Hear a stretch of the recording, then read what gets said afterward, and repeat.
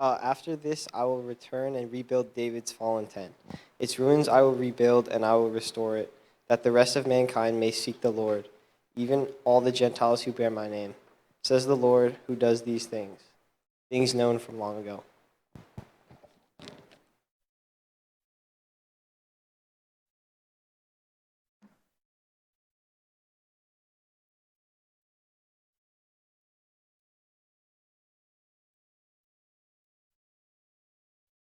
행복한 안식일입니다. 아멘. 교회를 찾아주신 모든 분들을 진심으로 환영합니다. 특별히 마이애미에서 메리, 네, Welcome to our church. 네, 장로님도 인사하신 건가요? 네, 감사합니다. 얼마 전 아내와 둘이서 장거리 운전을 한 적이 있습니다. 집에 돌아오니까 참 피곤했었습니다. 그런데 저를 맞이한 둘째가 이렇게 이야기를 했습니다. 아빠 엄청 좋았겠다.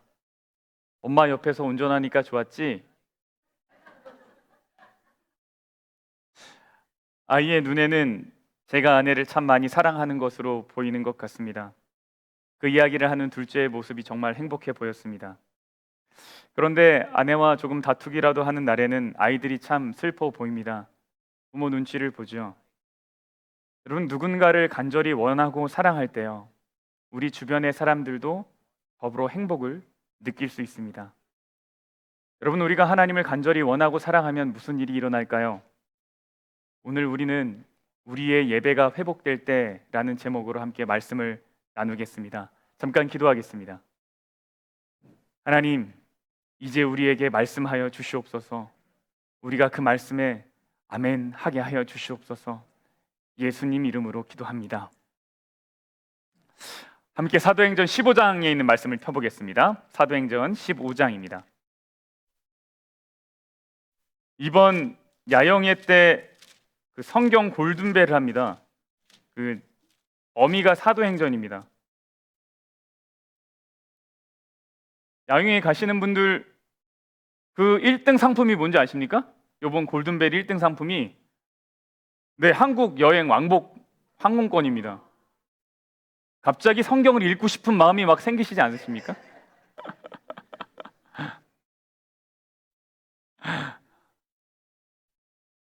우리 함께 말씀 읽겠습니다. 사도행전 15장 16절 18절입니다.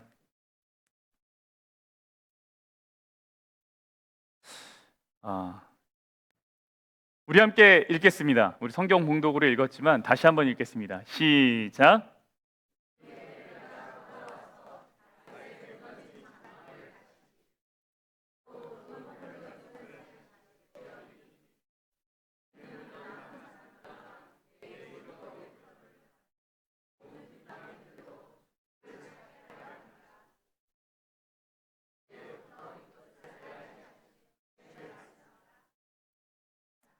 아멘.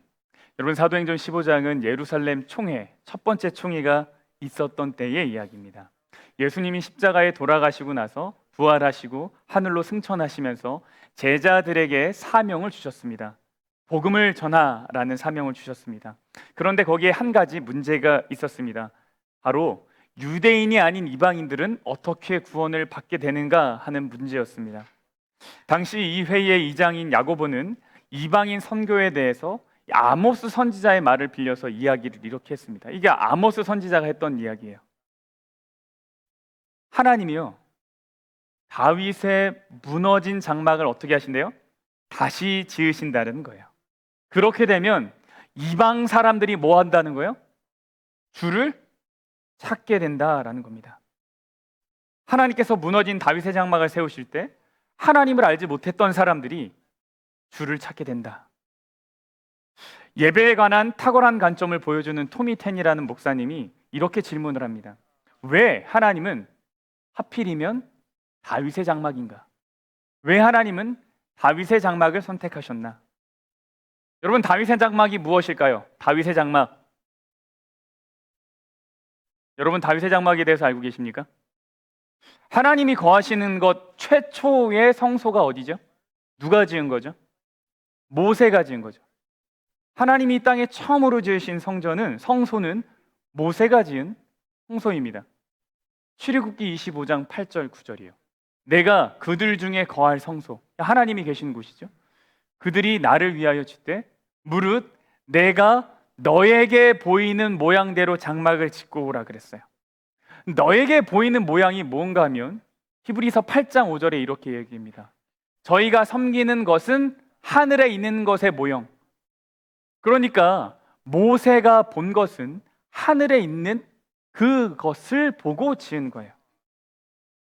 하나님이 모세에게 하늘의 성소의 모양을 보여주시고 모세는 그 모양에 따라 이 땅에 하나님이 계실 곳 성소를 지었습니다. 그러니까 이 땅에서 가장 하늘 성소의 모양을 닮은 것은 누가 지은 걸까요? 모세가 지은 거죠. 모세 이후에요, 성전의 모양이 점점 바뀝니다. 점점 바뀌어요. 모세가 지었던 모양에서 점점 더 발전하고 바뀌게 됩니다. 그러니까 오리지널을 보고 지은 건 누구예요? 모세예요. 그러니까 하늘의 것을 가장 많이 닮은 것은 누구 거예요? 모세가 지은 거예요. 그런데 하나님이 나 모세의 성막 다시 지을 거야 라고 하지 않으셨다라는 거예요. 모세의 성막 외에도 이 땅에 하나님의 법궤를 모셨던 아름다운 성전이 있습니다. 솔로몬 성전은 어떤가요? 솔로몬이 지은 성전은 다윗이 정말 짓고 싶었던 성전이에요. 당시 최고급 레바논 백향목, 그리고 금으로 막 이렇게 도금이 된 아주 멋진 성전입니다. 그런데 하나님은요, 이 멋진 솔로몬 성전을 다시 세우겠다고 하지 않으셨어요. 모세의 성막도 아니고요, 솔로몬의 성전도 아니었어요. 하나님의 선택은 나는 다윗의 장막을 다시 지을 거야 라고 하셨다는 거예요. 왜요? 왜 하나님은 지상 성소의 원형인 모세의 성막도 아니고 화려하고 멋진 솔로몬의 성전도 아닌 다윗의 장막을 다시 세운다고 하셨을까요? 여러분, 심지어요, 다윗이 만든 거는 성소도 아니고요, 성전도 아니에요. 그것은 장막이라고 불렸어요. 이 장막이 과연 뭘까? 왜 하나님은 다윗의 장막을 선택했을까? 다윗의 장막은 다윗이 법궤를 오베데돔이라는 그 사람의 집에서 예루살렘으로 이동시켰을 때 다윗이 예루살렘에 지은 임시 장막이에요. 임시 장막. 한번 볼까요? 역대하 1장 3절. 솔로몬이 온 회중과 함께 기브온 상당으로 갔으니 하나님의 회막 곧 여호와의 종 모세가 광야에서 지은 것이 거기에 있음이라. 다윗이 전에 예루살렘에서 하나님의 궤를 위하여 장막을 쳐 두었으므로, 다윗이 전에 예루살렘에서 하나님의 궤, 이게 뭐예요? 법궤. 이 법궤를 위해서 장막을 쳐 두었다. 이것이 다윗의 장막이에요. 이 내용을 정리하면 이런 거예요. 여러분, 기브온에는 하나님의 회막이 있었어요. 모세가 지은 그 모든 성소의 기물들은 기브온 산당에 있었어요. 그리고 예루살렘에는 다윗이 지은 다윗의 장막이 있었고 그 안에 하나님의 법궤가 있었어요. 여러분, 이상하지 않아요? 본래요, 하나님의 성전은 다 같이 모여 있어야 돼요. 성소의 기물들과 법궤가 같이 있을 때 그것이 온전한 성막이에요. 그런데 다윗 시대 때요, 어떤 일이 있었냐면 성소의 기물, 그 회막은 기브온에 있었고요, 법궤는 따로 떨어져서 예루살렘에 있었어요. 다윗은 이 법궤가 있는 곳에 장막을 세웠습니다. 이것이 다윗의 장막이에요. 하나님이요, 솔로몬 성전도 아니고 모세가 지은 성막도 아니고 하나님은 다윗이 만들었던 이 임시 장막을 다시 짓고 싶다라고 하신 겁니다. 왜 그랬을까요? 여러분, 교회 건축 해보셨습니까? 여러분이 교회를 섬기는 동안 교회가 지어진 적이 있으세요? 그러면 교회를 짓는 동안 어디서 예배 드리셨습니까? 빌려서. 맞아요. 제가 한국에서 교회를 다닐 때 그때 교회 건축을 했었어요. 이게 저희는 어디서 예배를 드렸냐면 거의 1년 반 정도였던 것 같은데 학교 도서관에서 예배를 드렸어요. 임시 장막이죠. 임시 예배소예요. 근데 하나님이 뭐라 그러셨냐면 나는 그거를 다시 짓고 싶다는 거예요. 나는 그때가 좋다라는 거예요. 왜 그랬을까요? 첫 번째, 하나님은요 건물에 관심이 그렇게 많지 않으십니다. 하나님은 어떻게 생겼나 보다요 그곳에서 무엇을 하느냐가 훨씬 중요한 분이에요. 이제 그 힌트를 좀 보려고 합니다. 왜 하나님의 선택은 다윗의 장막이었는가? 역대상 15장과 16장에서 그것을 좀 살펴볼 수 있습니다. 여러분, 사무엘 시대 때 이스라엘이 블레셋과 전쟁하고 있었습니다. 이때 대제사장이 엘리였고 그 아들들이 홈리와 비느하스였는데요. 이 아들들이요 전쟁에 법궤를 들고 나갑니다. 근데 이 하나님한테 물어보지 않고 들고 나간 거예요. 하나님이 원하셨던 일이 아니었습니다. 근데 자신들이 생각할 때 이것이 좋다고 생각해서 들고 나간 겁니다. 결국 이 법궤가 블레셋에게 뺏기게 됩니다. 그런데 이 법궤가 블레셋 손에 들어가자마자 아주 이상한 일이 일어납니다. 블레셋에 섬기는 신이 다곤이라는 신이 있었는데 이 다곤의 신상, 이 우상이 막 혼자 넘어지고 뭐 목이 부러지고 손목이 날아가고 문지방에 무너져 있고 이런 일이 일어나는 거예요. 하나님의 법궤 앞에 다곤의 신이 이렇게 넘어져서 엎드려져 있는 일이 생기는 거죠. 아무도 건든 적이 없는데 말이죠. 블레셋 사람들이 이것이 너무 무서웠어요. 그래서 이거 어떻게 할까 하다가 이 법궤를 다시 하나님한 이스라엘에게 보내자라고 결정을 합니다. 이때 법궤가 기랏 여아림이라는 곳으로 보내지게 돼요. 그리고 이 기랏 여아림에 있던 법궤를 옮기는 시도를 하다가 다윗이 옮기는 시도를 하다가 실패를 합니다. 그리고 나서 이것을 가드 사람 오베데돔이라는 사람의 집에 두게 돼요. 한번 볼게요.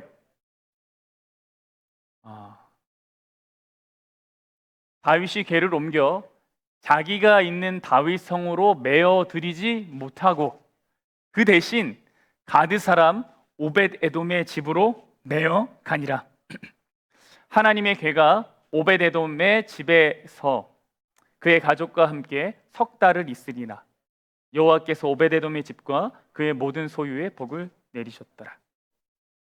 역대상 15장은 이 오벳에돔의 집에 있는 이 법궤를 다윗이 다시 예루살렘으로 옮기는 장면이 나옵니다. 이 법궤를 옮기기 위해서 다윗이 선택한 그룹이 있는데 누구였을까요? 법궤를 옮길 때 필요한 사람들이 누구죠? 우리가 오늘 요즘 민수기를 공부하고 있는데 어떤 지파가 필요합니까? 레위 지파. 레위 지파 몇 명이 선별이 되냐면 868명이 선별이 됩니다. 다윗이 다윗성에서 자기를 위하여 궁궐을 세우고 또 하나님의 궤를 위하여 처소를 예비하고 임시 장막이에요. 장막을 치고 2절 다윗이 이르되 레위 사람 외에는 하나님의 궤를 맬 수 있어요, 없어요? 없나니 라고 이야기합니다. 학자들이 연구를 해보니까 이 가드 사람 오베데돔의 집에서부터 예루살렘까지의 거리가요 약 한 12km 정도 된다고 그래요. 사람이 부지런히 걸으면 1시간에 4km를 합니다. 그죠? 심리를 가잖아요. 심리는 4km. 한 2.5마일 정도 되는 것 같아요. 그러니까 12km면요 혼자서 곧장 걸어도 몇 시간이 걸리냐면 3시간 걸립니다. 그런데 다윗이요 거의 900여 명이나 되는 레위 사람들을 동원을 해요. 그래서 그렇게 먼 거리에서부터 법궤를 옮깁니다. 왜 다윗은 이렇게 했을까? 도대체 다윗이 법궤를 통해서 얻고자 하는 것은 무엇이었을까? 여러분, 법궤는 조각목에 금으로 둘러싸여져 있었습니다. 그럼 다윗이 금을 원했을까요? 아니면 법궤가 블레셋에 빼앗겼던 시간 동안에 있었던 어떤 특별한 힘을 원했을까요? 법궤를 옮기는 다윗은 이렇게 말합니다.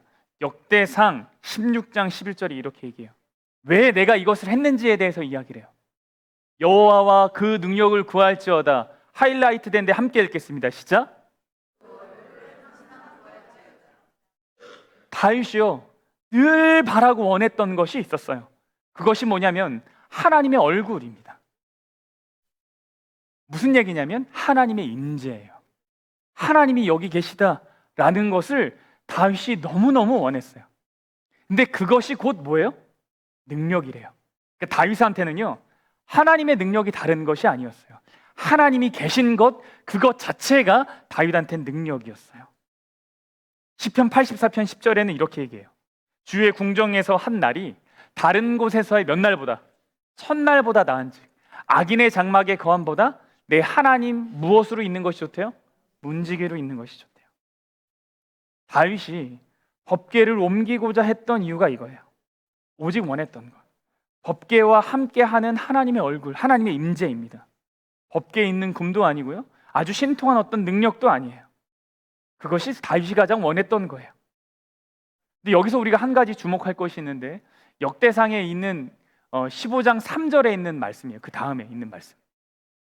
다윗이 이스라엘 온 무리를 어떻게 했어요? 예루살렘으로 모았어요. 여러분, 왜 다윗이 예루살렘으로 사람들 다 모았을까요? 여러분, 그냥 조용히 몇몇 사람들 데리고 그냥 법궤 옮기면 안 됩니까? 이미 옮기려고 선택된 사람이 몇 명이에요? 거의 900명이에요. 근데 그 사람들이 다 예루살렘으로 온다고 생각해 보세요. 얼마나 복잡하겠어요? 너무 소란스러울 텐데. 그런데 굳이 다윗은 다 오라는 거예요. 이스라엘 사람들아, 다 모여. 예루살렘으로 다 모여. 왜 그랬을까요? 우자 선지자 711쪽에서 이렇게 얘기합니다.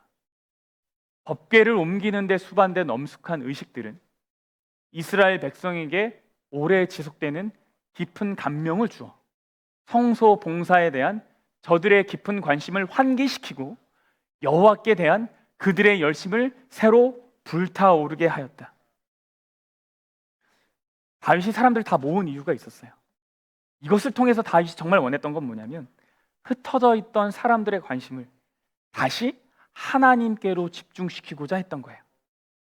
그래서 법궤를 예루살렘으로 옮기고 사람들은 다 예루살렘에 모아서 그거 보라고 하는 거예요.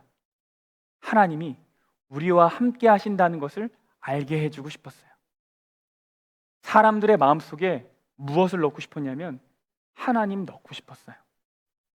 그래서 선택한 일이 하나님 법궤에 옮기는 거예요. 정리하면 다윗은 먼저 자신에게 하나님의 임재가 있기를 원했어요. 그리고 모든 이스라엘 백성들도 하나님을 간절히 사모하기를 원했어요. 여러분, 이 교회에 오면 여러분 무엇 하십니까? 처음 오면? 교회에 들어오면, 예배당 들어오면 처음 뭐 해요? 기도해요. 이 교회에서 여러분이 가장 원하시는 것 무엇입니까? 여러분이 교회에서 정말 원하는 게 뭐예요? 우리가 가장 사모해야 될 것은 무엇인가 하면 하나님의 임재입니다. 하나님, 마치 하나님 없는 듯 세상에서 살았지만 하나님의 은혜가 있어서 제가 여기 왔습니다. 감사합니다. 하나님, 제가 하나님 보기 원합니다. 이것이 가장 먼저 사모해야 될 거예요. 그래서 본당에 들어오면 제일 처음 하는 게 뭐예요? 기도해요. 돌아오자마자 다른 사람 인사하고 환영하고 물론 좋지만, 순서지 확인하는 것도 좋지만, 그러나 먼저 하는 건 뭐냐면 나에게 가장 필요한 건 하나님의 임재이기 때문에 하나님, 저 왔습니다. 기도하는 거예요. 그런데 우리의 기도가 여기서 멈추지 말아야 한다는 걸 다윗이 우리에게 알려주고 있어요. 무슨 얘기인가? 나 혼자만의 은혜를 위해서 기도하면 안 된다는 거예요. 다윗처럼 더 나아가야 돼요. 함께 예배하는 사람들의 마음을 위해서 기도해야 되는 거예요. 하나님, 여기에 하나님을 바라고 하나님의 도움이 필요한 사람들이 있습니다. 이 시간에 우리 모두와 함께하여 주세요. 우리를 살려주시고 회복시켜 주세요. 이것이 우리가 교회에 와서 가장 처음 바라는 것이어야 돼요. 여러분, 금요일 저녁에 우리 교회에서 몇 군데에서 예배 드리는 줄 아십니까? 퀴즈, 뉴스. 앞에 보세요. 나 봐봐. 자, 퀴즈예요, 퀴즈. 프라이데이 나잇에 우리 교회에 예배가 몇 군데서 드려지게요? How many worship services do we have in Friday night festival? 몇 개? Really?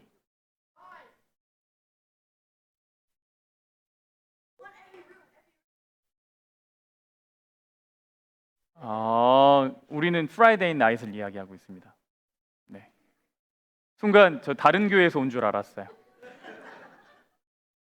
용기 내서 말해줘서 고마워요. 두 군데서 예배를 드려요. 두 군데서. 네, 잘했어요. 본당에서 우리 작년 예배가 있고요. 유스룸에서 유스 예배가 있어요. 문지윤 집사님의 인도 아래서 아이들이 예배를 드립니다. 여러분, 우리가 그들을 위한 기도가 필요하다는 거예요. 우리에게. 우리 예배가 잘 되면 좋죠. 내가 드리는 예배가 막 좋으면 좋죠. 그러나 나만 좋아서는 안 돼요. 나만 좋아서는 안 돼요. 그래서 저 아이들을 위한 기도가 필요합니다. 하나님, 이제 안식일입니다. 우리 아이들 한 주 동안 학교에서 고생했네요. 수많은 세상의 이야기들 속에 서 있었네요. 그들이 이제 예수님 만나려고 교회에 왔어요. 하늘의 것으로 채워주십시오. 그들이 예수님 만나게 해주세요. 이것이 우리 안에 있어야 돼요. 하나님이 왜 다윗의 장막을 선택했을까? 다윗의 마음에는 그게 있었거든요. 나만 은혜 받으면 돼가 아니라 모두가 하나님의 임재를 바랍니다. 이런 청년들 예배를 위해서 아이들을 이렇게 저곳에 두는 것이 사실 저는 마음에 쓰입니다. 왜냐하면 저기도 제가 있어야 할 자리라고 생각하기 때문에 그래요. 그래서 기도가 필요해요.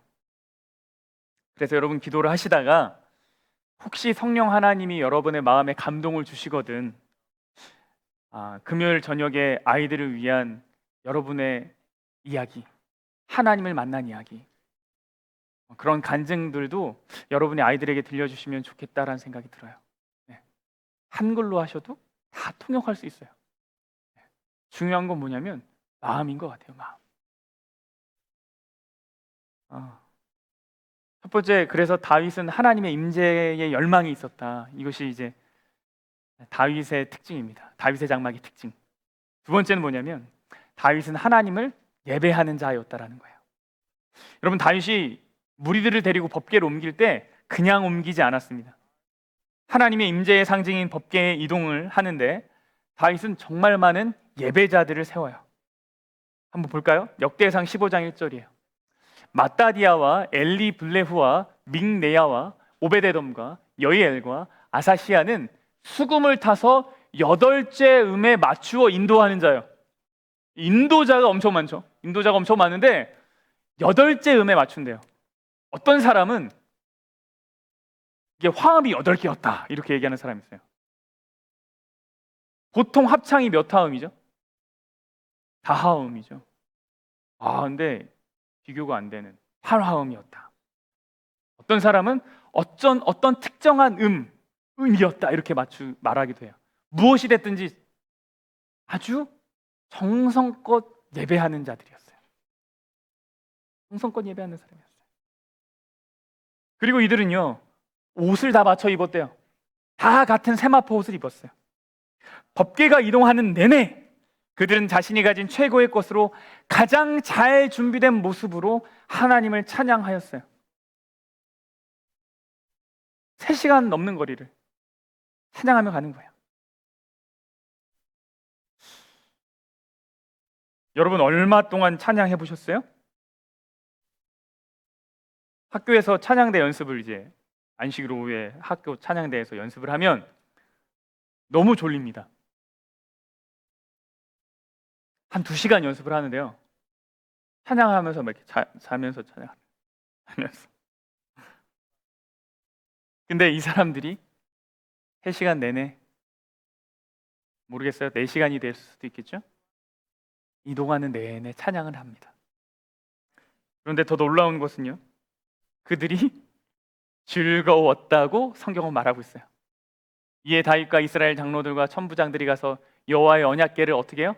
즐거이 메고 오베데돔의 집에서 올라왔는데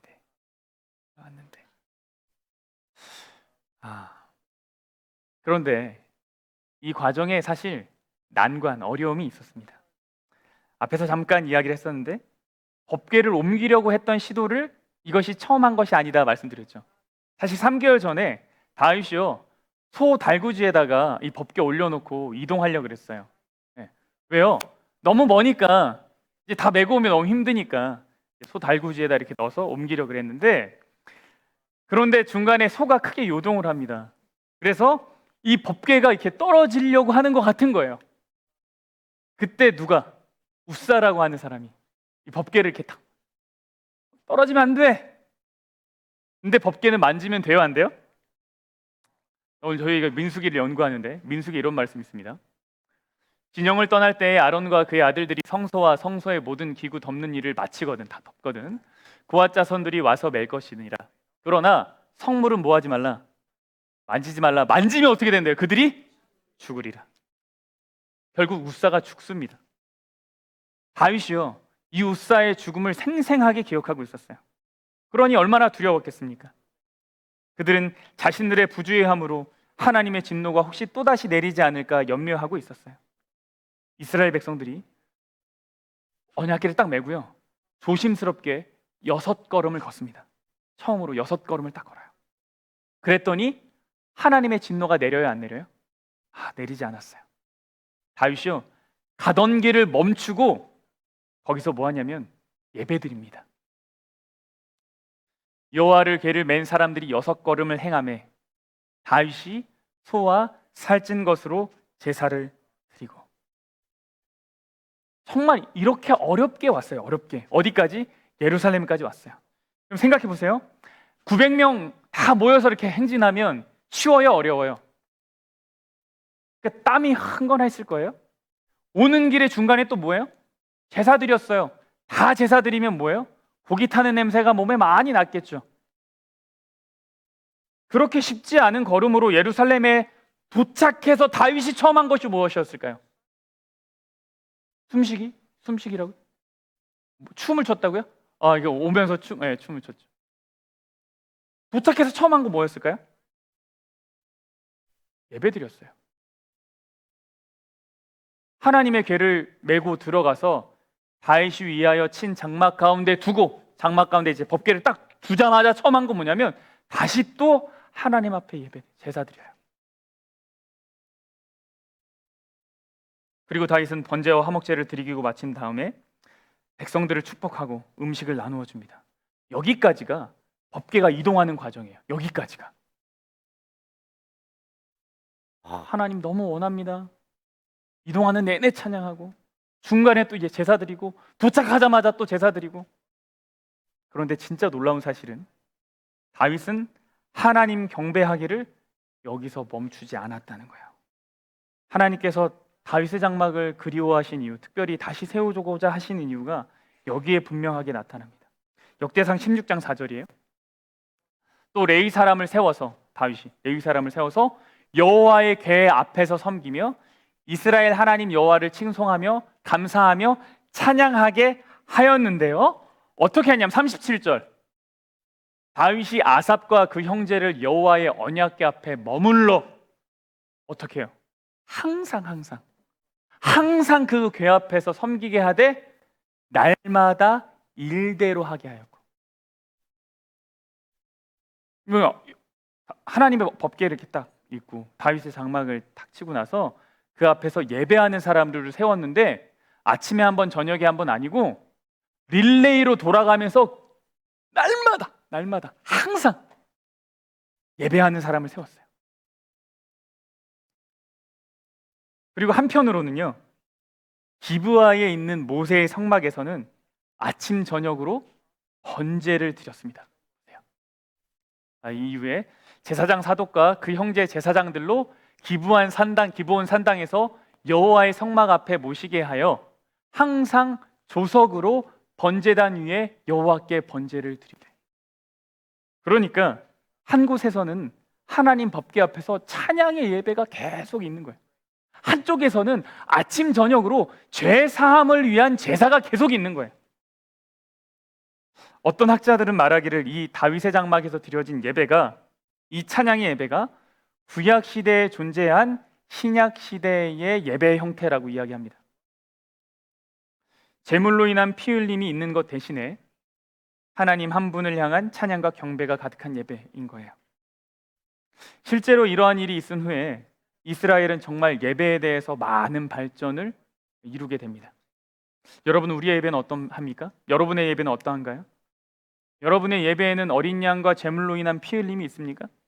아니면 하나님을 향한 찬양과 경배가 가득합니까?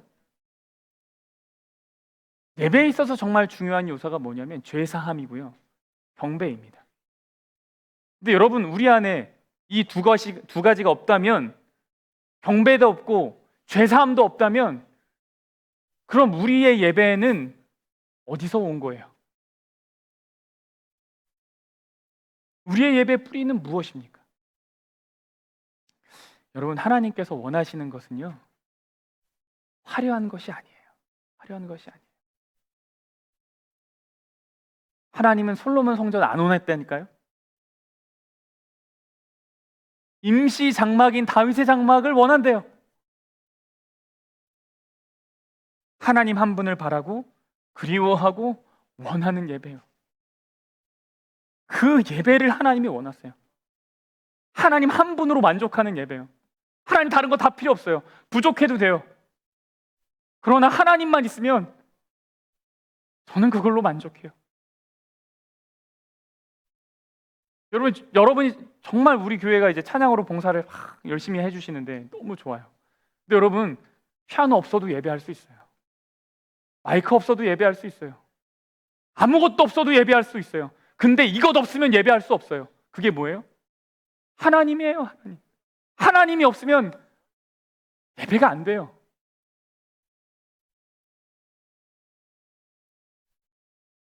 마지막 때의 재림교회에게 주어진 사명이 뭔가 하면 예배의 회복입니다. 예배의 회복. 근데 이건 단순히 날짜의 회복을 말하지 않아요. 6일 동안 우리가 살 수 있는 모든 것들을 하나님이 마련하셨어요. 하나님 거기에 만족하지 않으셨어요? 정말 주고 싶은 것이 있었죠. 그것이 무엇이에요? 안식일이에요. 안식일에 하나님이 주고 싶었던 건 뭐죠? 자기 자신이요. 먹고 살 거 다 줬지만 이것으로 너가 행복하지 않다는 걸 아셨어요. 나를 가져라. 나를 가져라. 하나님이 우리만을 원한다는 것을 보여주는 것이 안식일이에요. 우리가 하나님만을 원한다는 건요, 다른 것을 섞지 않는다는 거예요. 나의 생각, 나의 욕심, 나의 영광, 이런 거 섞인 것 예배 아니에요. 우리는 온전히 하나님만을 바라는 예배가 필요한 거예요. 여러분, 우리는 항상 과거를 추억하며 살아갑니다. 그렇죠? 그때 참 뜨거웠지. 그때 진짜 뜨거웠지. 그때 참 열심히였지. 그리고 생각하기를 그때가 나의 전성기였지라고 생각할지 모르겠어요. 신앙의 전성기. 근데 어떤 목사님이 이러시더라고요. 그 생각 바꾸라. 그 생각 바꾸라. 이렇게 얘기했어요. 그러면서 뭐라 그러냐면 여러분의 신앙의 전성기는 아직 오지 않았다 그랬어요. 근데 제가 그 이야기를 듣고 머리가 쿵 했어요. 맞지? 그렇지. 왜요? 하나님은 우리가 점점 더 날마다 그분에게 가까이 가길 원하세요. 그러니까 여러분, 우리의 신앙의 전성기는 오지 않았어요. 오늘이 전성기고 내일도 전성기고 모레도 전성기여야죠. 우리가 하나님이 허락하신 과거를 추억하고 그리워한다면 그것은 그때만을 그리워하면서 과거의 가치라는 것이 아니라 앞으로 나와 함께 하실 일들에 대해서 기대하며 살라는 이야기입니다. 우리에게 필요한 건 하나님만을 바라는 그 순수하고 섞이지 않은 예배예요. 이렇게 예배를 할 때 일어나는 일이 무엇인가? 그것이 사도행전 15장에 있는 말씀이에요. 이후에 내가 돌아와서 다윗의 무너진 장막을 다시 지으며 또 그 허물어진 것을 다시 지어 일으키리니 이는 그 남은 사람들과 내 이름으로 일컬음을 받는 모든 이방인들로 어떻게 된대요? 주를 찾게 하려 함이니라. 여러분, 우리가 정말 그 예배가 회복될 때 사람들이 주를 찾게 되는 일이 일어난다고 성경은 얘기하고 있어요. 우리의 개인의 영적 영향력은요, 우리 교회의 영적 영향력은 우리의 예배가 온전히 회복될 때라는 것을 기억하시길 바랍니다. 기억하시길 바래요. 우리가 이제 부흥전도 집회를 준비하잖아요. 여러분, 정말 우리도 다윗같이 내 안에 하나님의 임재를 사모하고 우리 모두 안에 있는 하나님의 임재를 사모하면서 하나님 앞에 나와 예배할 때 그때 하나님이 우리에게 영혼을 보내주신다는 사실을 기억하면 좋겠어요. 네. 우리 부조와 선지자 711쪽에 있는 말씀을 읽겠습니다. 다윗은 시편을 만들어 성소 봉사에서 제사장들이 사용할 수 있게 했을 뿐 아니라 백성들이 연중절기에 성소를 향하여 여행할 때 역시 부를 수 있게 하였다. 다윗이 작곡가였어요. 네. 곡을 만들었어요, 노래를. 그래서 사람들로 하여금 노래 부르게 했어요. 그런데 이렇게 될 때 무슨 일이 일어나는가? 많은 인근의 백성들도 이스라엘의 번영을 바라보고 당신의 백성을 위하여 그와 같은 위대한 일을 행하신 이스라엘의 하나님께 대하여 호감을 가지게 되었다. 우리의 예배가 회복될 때 하나님 온전히 영광 받으시고 하나님께서 우리에게 영혼을 보내주실 줄 믿습니다.